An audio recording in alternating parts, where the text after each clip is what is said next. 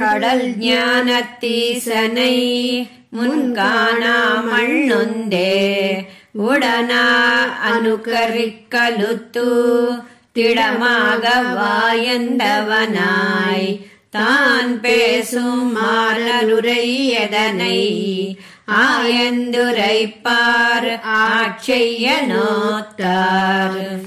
కడల్ జ్ఞానం అనే ఈ దశకంలో నమ్మాళ్వార్లు సర్వేశ్వరుని ప్రత్యక్షంగా సేవింపగోరి అది లభించక దుఃఖిస్తూ రేపల్లెలోని గోపికలు నందనందనుని అనుకరిస్తూ అతని వలె నటిస్తూ తృప్తి పొంది ఉజ్జీవించారు.